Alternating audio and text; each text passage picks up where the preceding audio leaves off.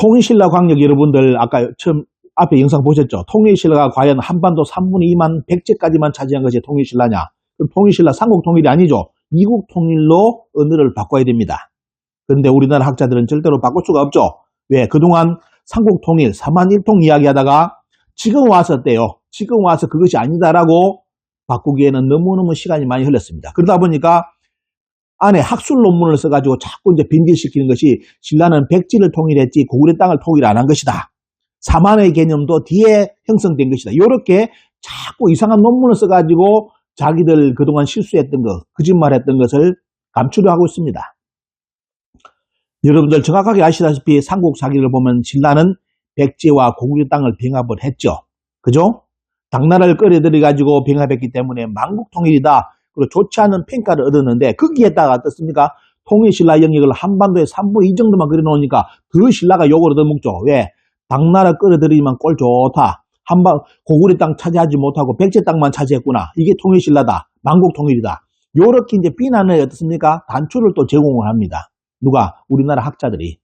그런데 여러분들의 사료를 정확하게 보시면 꼭 보셔야 될 게 사료를 보실 때 원문을 보시고 한자를 보셔야 됩니다. 어떤 분들은 삼국사기, 삼국유사를 무조건 비판해요. 삼국사기, 삼국유사는 잘못 쓴 거다. 사대주의 책이다. 물론 일부분은 어떻습니까? 그런 의식을 가지고 기입했다는 것이 표시가 딱 납니다. 그런데 중요한 건 뭐냐? 삼국사기라든지 유사에 나오는 지명은 여러분들 대단히 유심히 보셔야 됩니다. 왜? 그 지명은 우리가 배웠던 학교에서 배운 그 지역의 지명이 아닙니다. 특히 통일신라 영역을 여러분들 통일신라시의 그 영역의 지명을 여러분들 보시면 어디가 나오느냐? 통일신라의 그 영역이 어디까지 갔는지를 삼국사기에는 지명을 때려놨습니다. 그런데 그 지명을 이병도씨가 북한 땅으로 비정을 해버립니다. 그런데 문제는 뭐냐? 중국 가면 지금 그 지명이 그대로 남아 있습니다. 그 지명이. 최근에 그걸 우리나라에서 허봉 교수가 논문을 쓰고 계속 알리니까 지금 그걸 중국에서는 새로 그 지역을 단장 작업을 해가지고 다른 쪽으로 살짝 바꿔놓습니다. 지금 바꾸고 있습니다. 왜? 자꾸 그쪽까지가 통일신라라고 이제 한국에서 떠드는 학자가 나왔기 때문에 어때요? 이걸 살 돌려놓으려고 지금 정비 작업을 지금 하고 있습니다. 중국이 대단히 국내 한국의 역사계의 그런 동향을 대단히 깊게 파악하고 있습니다. 그런데 우리나라 학자들은 동북공정 당이기 때문에 이제 더 이상 나설 수가 없기 때문에 어때요? 아무런 논리를 피지를 못하고 있는 실정이죠. 자, 그런데 삼국사기는 어떻습니까? 정확하게 그 지명이 지금의 중국 땅으로 표기가 통일신라가 나오죠, 보면요. 물론 그 통일신라의 지금 삼국사기의 영역에는 뭡니까? 발해하고 국경을 접한 영역입니다. 발해하고 국경 영역. 초기는 어떻습니까? 진짜 우리가 배운 대로 한다면 통일신라는 어디까지 고구려 땅까지 다 차지해야 되겠죠. 하지만 고구려의 남은 세력들이 대중국 발해를 극복하면서 신라는 밀리기 시작하죠. 그러면서 결국은 대중국 발해와 신라는 적경을 지읍니다. 그 땅이 뭐냐? 어디냐가 바로 삼국사기에 나와 있어요. 근데 그 삼국사기 그 지명을 이병도씨는 지금의 북한 지역으로 끌어내려버립니다. 그러면서 어때요? 말 그대로 발해가 밑으로 내려오는 배경이 만들어집니다. 이런 걸 여러분들이 잘 역사책에 공부하셔야 되는데 그러면 그런 데에서 그냥 당신 주장만 할 거냐 아니면 몇 사람이 논문 쓸 거냐? 아니죠.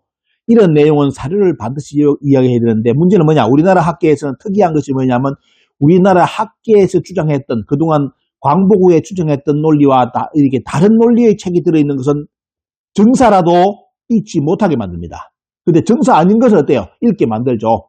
일본 서기는 그동안 어떻습니까? 정사가 아니라고 그렇게 떠들다가 가야를 임나로 만들어 놓고 최근에 우리나라 가야학께서 일본 서기는 정사다. 이제 일본 서기를 정사로 주장하면서 인용을 해야 된다라고 우리나라 학자들이 주장을 했습니다. 몇 년 전에. 그런데 여러분 아시다시피 일본 서기는 본책이 다 타버렸습니다. 그러면서 7번의 개정 작업을 했습니다. 그런데 우리나라 학자들이 정사라고 주장을 해줍니다. 너무너무 재밌죠? 그래서 가야를 임나로 만들어 놨습니다. 지금. 자, 그러면 신라는 어떻습니까? 신라에 대한 기사는 통일신라 기사는 어디에 나와 있을까요? 여러분들 그러면 신라하고 맞닿아 있던 지역에 그런 사설을 많이 봐야 되겠죠. 또 고려라든지. 그런데 우리나라 학계에서는 금지되는 책이 있습니다. 중국에서는 금지가 아니라 반드시 읽어볼 책 중에 정사로도 포함되는 것이 요사, 금사, 만주원료고입니다. 이 책은 중국 학자들은 누구나 다 봐야 됩니다. 자기들 민족 외의 역사를. 그런데 문제는 뭐냐면 우리나라 학계에서는 이 책을 금지시키고 인용 자체를 못하게 하고 인용을 하면 사입이라고 공격하는 데가 우리나라 사학계입니다. 왜요?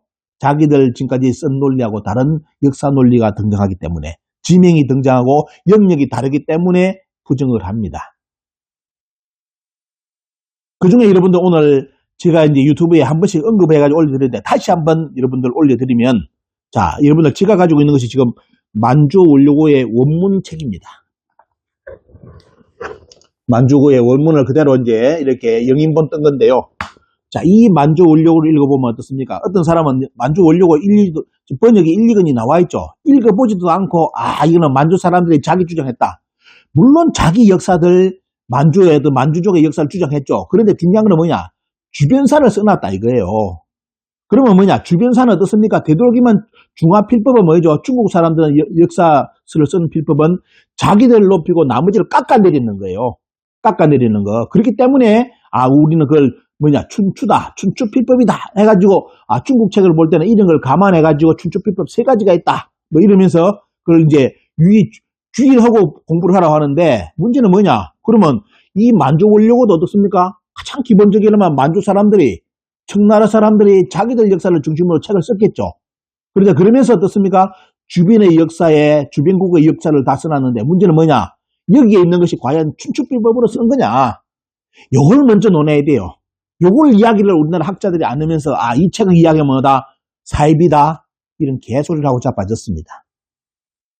자, 이게 여러분들 뭐가 나오느냐?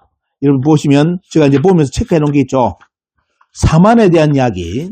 얼마만큼 우리나라 학자들이 가르친 사만하고 지금 어떻습니까? 그게 외부 지역에서 가르친, 청나라에서 어떻습니까? 사만의 자료를 싹 수집해서 만드는 거하고 어떤 차이가 있느냐? 그리고 여기 보시면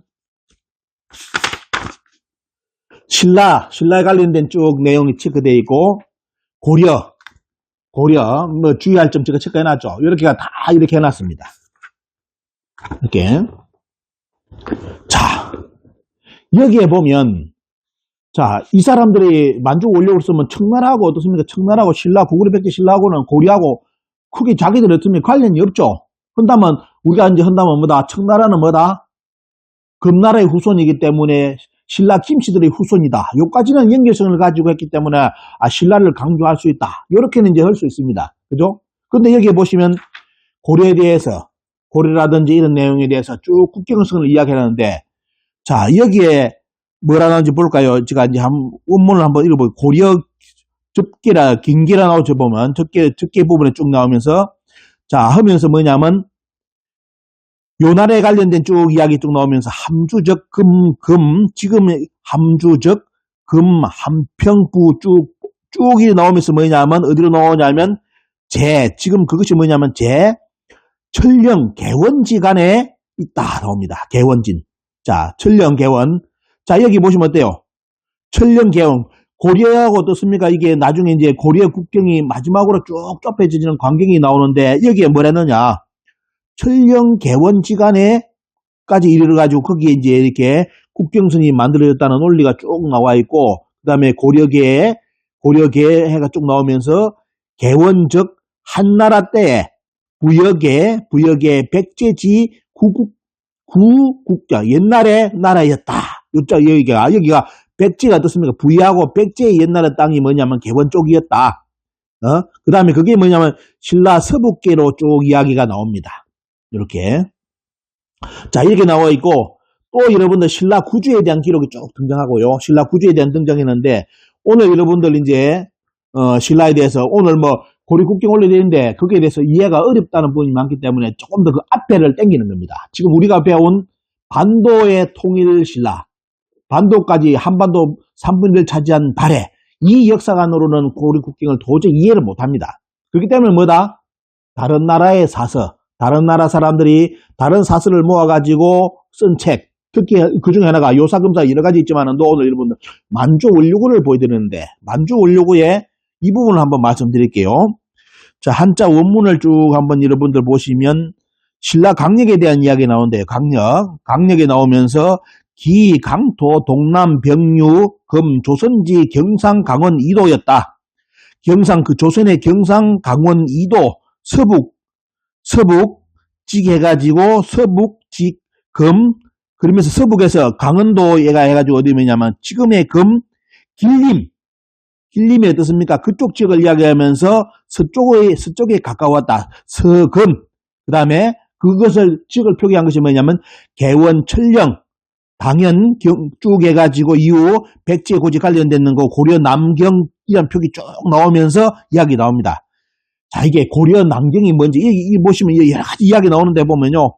이러면서 쭉 나가지고 뭐냐면 이 신라의 경기가 어디까지요? 길림까지 갔다는 기록이 여러분들 여기에 기록이 되어 있습니다.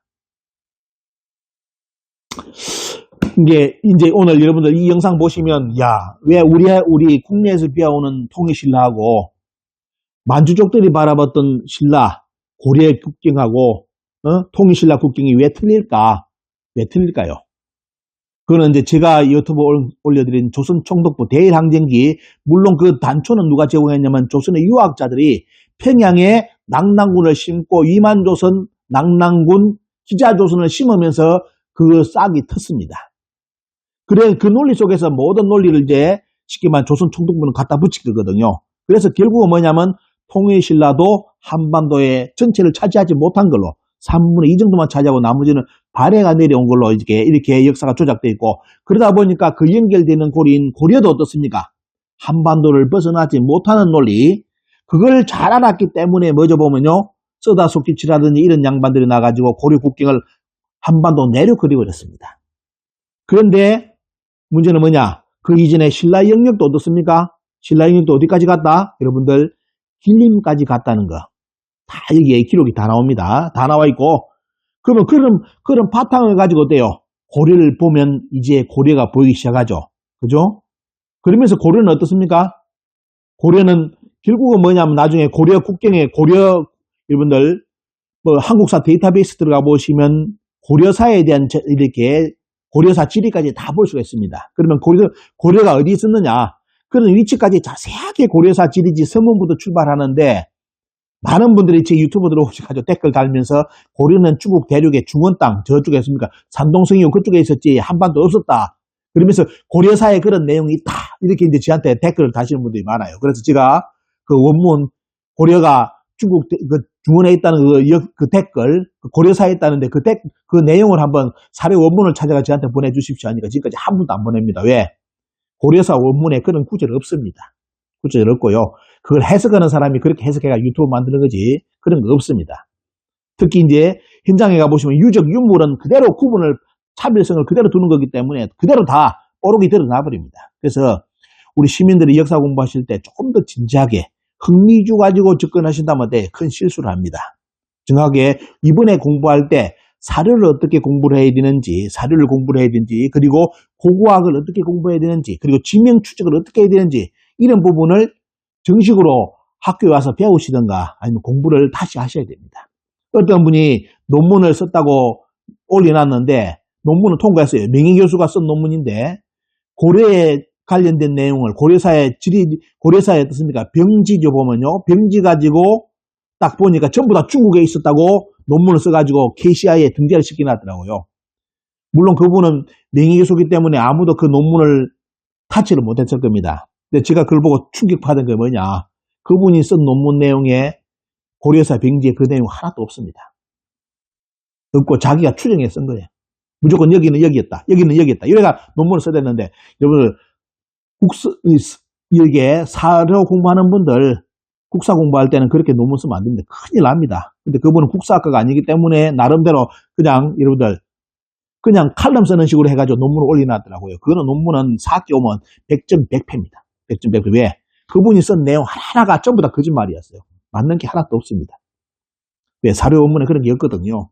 그래서 이런 걸 여러분들이 잘 하시고 역사 공부할 때 하나하나 진짜 진지하게 대비를 하시고 특히 우리는 지금 동북공정 이렇게 지금 그 다음 작업을 당하고 있고 일본은 항상 한반도 안에 역사 안에 대해서 가야 임남 문제에 대해서 주목하고 있습니다. 이걸 항상 잊으면 안 되고요. 그래서 여러분들 오늘 사료를 1, 2부를 공개해 빨리 오늘 영상을 올려드리기 때문에 이 영상 보시면서 요 탑 보시면 어느 정도 이해를 하실 수가 있습니다.